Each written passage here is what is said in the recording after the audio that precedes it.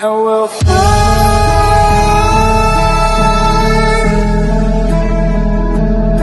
away.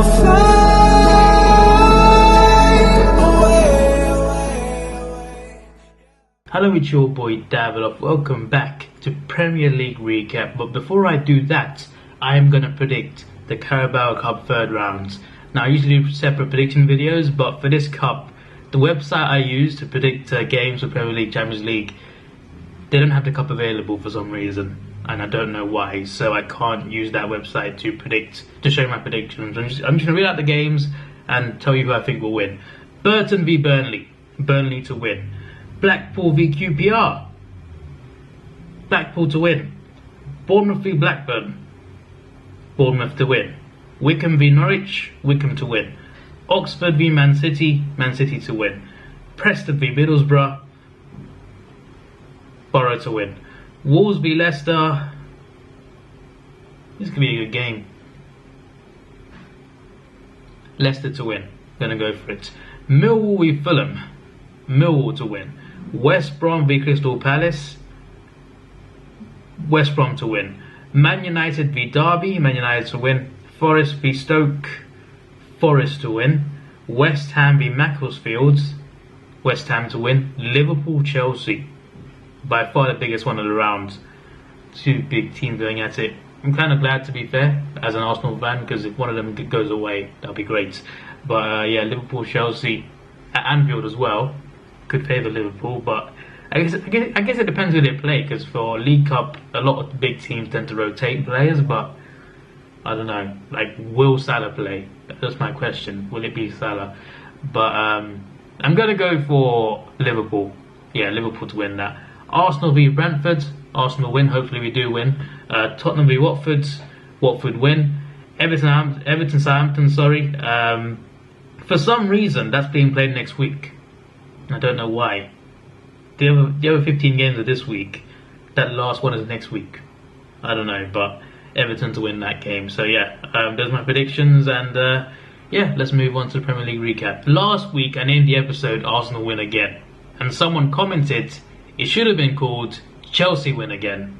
And as a joke, I was going to name it Chelsea win again today, but Chelsea drew 0-0, so this is awkward. I'm going to talk about that one first, actually, because there's not much to say really. There were some chances. The best chance was from Yarmolenko, West Ham. I don't know how he missed, but he should have scored. West Ham could have stolen it. Chelsea could have stolen it. Both had chances, but yeah, in the end it was just 0-0. There's not much else to say really. So yeah, I think between them, Liverpool and City, I think that'll be the title race for now anyway. That might change.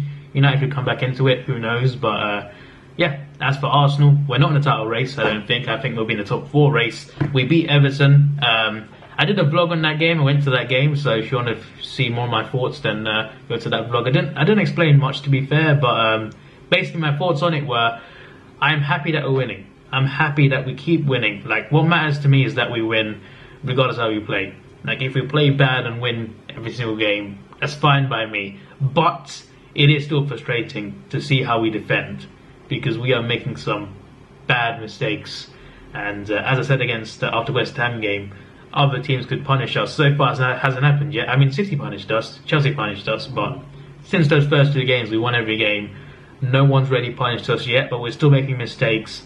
And but anyway, yeah, Emery's just come in, of course. I'm going to give him at least a season or 2 before I judge him properly. You know, I'm not going to be like, oh, Emery out.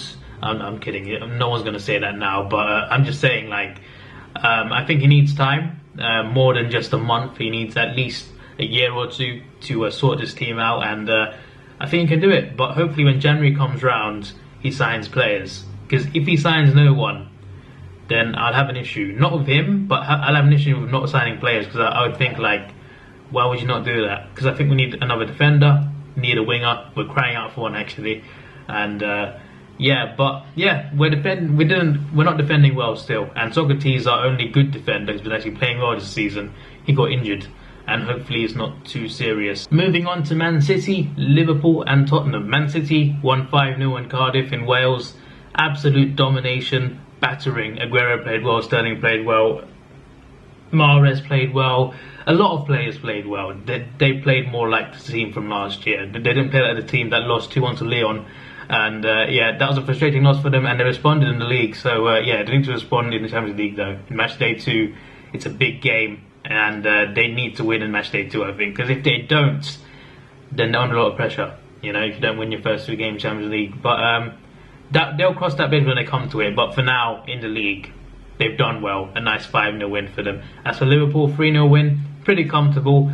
Very lucky for the first goal, but they deserved the win. Very comfortable. And Tottenham won 2-1. Now in this game, Brighton had a lot of chances when they were 1-0 down. Tottenham went 1-0 up. Brighton had a lot of chances in that second half, and they couldn't take one. And they were unlucky not to get one, I feel. But Tottenham, they weathered the storm, and they got the killer goal eventually. And Brighton got a goal back really late.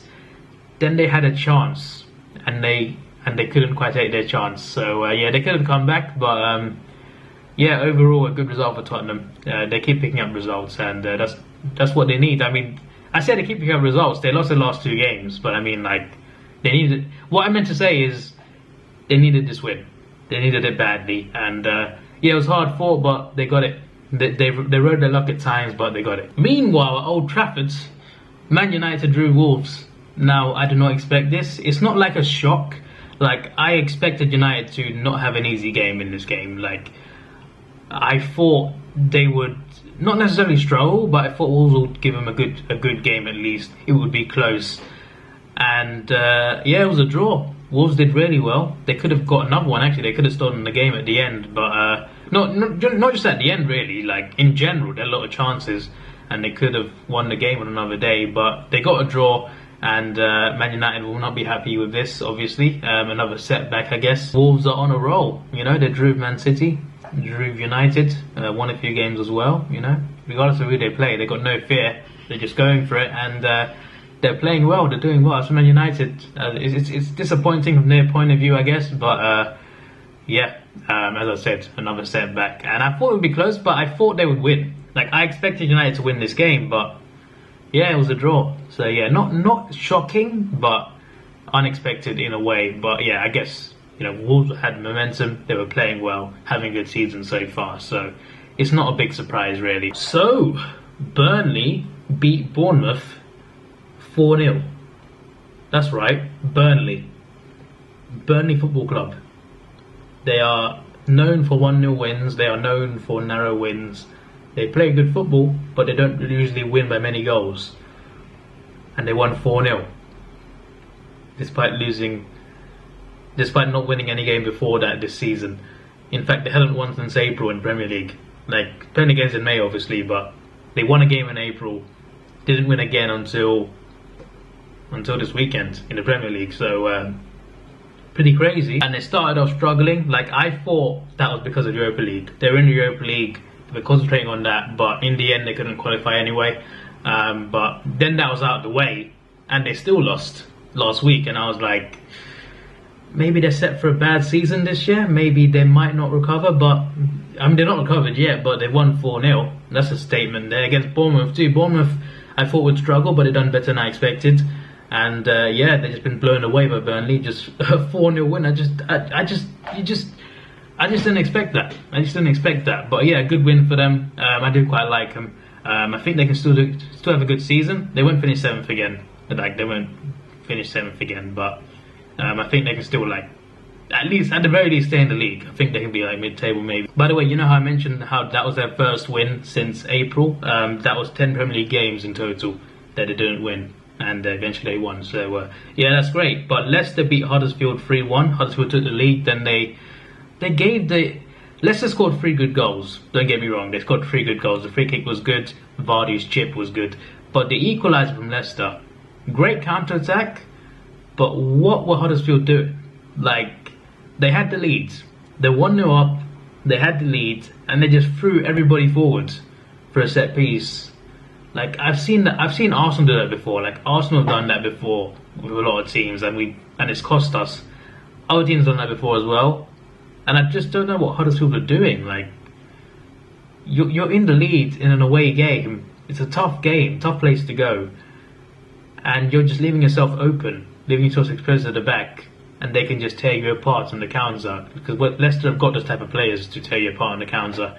And yeah, it was a good goal from Leicester though, but from a Huddersfield point of view, they threw everybody forwards, they lost the ball. The moment they lost the ball, they were in trouble, and they paid the price, and I think that was maybe the turning point, maybe, I guess. But yeah, Leicester went on to win, and yeah, some good goals as well in that game. Fulham-Watford finished 1-1. This was a game that I expected probably to be close. I mean, there was no, Watford are having a much better season so far, but I think Fulham had a chance in this game, and it was 1-1. So yeah, there we go. Watford, I feel, are a better team. They took the lead as well really early. I think they could have gotten more goals, but Fulham kept it 1-0. They did well to keep it 1-0, and then Mitrovic equalised really late on. And yeah, for Fulham it's a good point. For Watford, it's 2 points dropped, and they've got us next. So that will be interesting. Watford, they beat us 2-1 every year.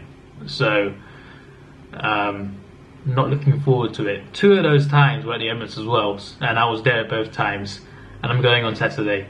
So I'm a bit worried now because they beat us every year, and it's always 2-1 as well. Literally the last 3 years, Watford 2, Arsenal 1, Watford 2, Arsenal 1, Watford 2, Arsenal 1.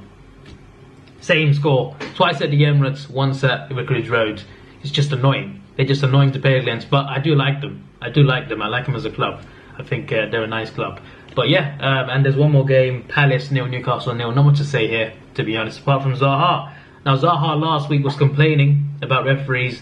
Now, I'm not saying he's definitely wrong. I'm not trying to say he has no points. I'm not trying to invalidate it. But last week, I think what happened was quite fair in a way, because last week I felt he dived for the player who fouled him.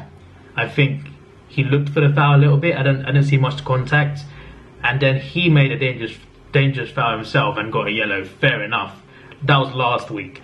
This week, he had a problem with being tackled, and the defender did go in quite hard, but it was a good tackle. It was a solid tackle.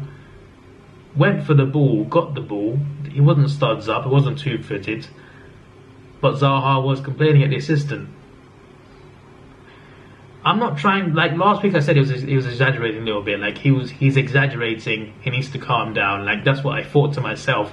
I'm not trying to say his point is invalid about being mistreated, but the last 2 weeks, I don't think he's been mistreated, to be honest. I think that tackle against him against Newcastle was fair, and the week before, the yellow card on him was fair as well, so I don't know. I mean, yeah, I don't know what to say. But yeah, that's the end of my recap. This was your boy Davidoff. Please like, share, subscribe. Thanks for watching. Have a good day, and see ya.